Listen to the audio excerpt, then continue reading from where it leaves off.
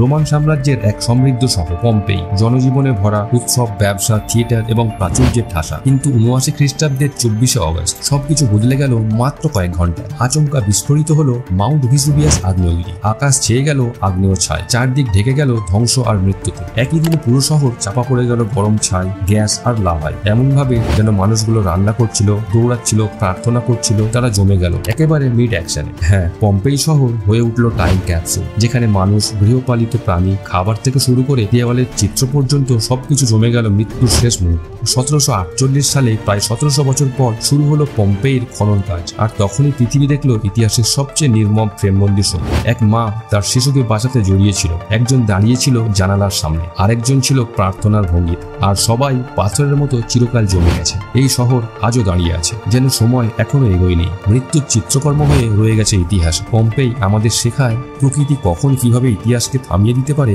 আমরা তা কখনোই জানি না।